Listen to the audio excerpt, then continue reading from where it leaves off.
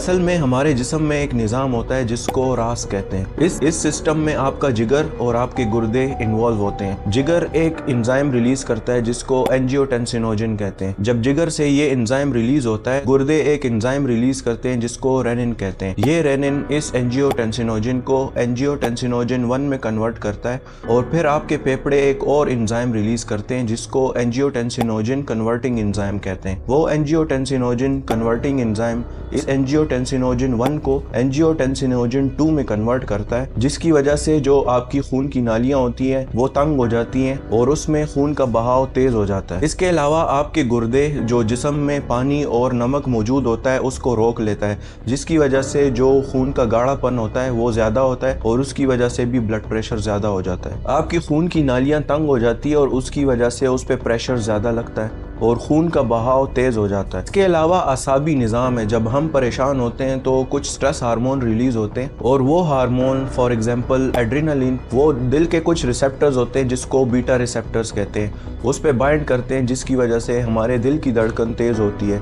और दिल की धड़कन की तेज़ होने की वजह से वो खून को जल्दी जल्दी धकेलता है। इसकी वजह से भी ब्लड प्रेशर बढ़ सकता है। तीसरी वजह है नाइट्रिक ऑक्साइड का कम बनना। नाइट्रिक ऑक्साइड एक एंजाइम होता है जो कि रगों से ही रिलीज होता है और अपनी जगह पे काम करता है। इसका काम होता है खून की नालियों को फैलाना कि पेरिफेरल रेजिस्टेंस कम हो जाए और ब्लड प्रेशर ना बढ़े। लेकिन अगर किसी इंसान के जिस्म में कोई ऐसा मसला है जिससे नाइट्रिक ऑक्साइड की प्रोडक्शन पूरी नहीं है या उसकी खुराक प्रॉपर नहीं है, उसकी वजह से नाइट्रिक ऑक्साइड की प्रोडक्शन नहीं हो रही, तो उसकी कमी की वजह से भी ब्लड प्रेशर बढ़ सकता है।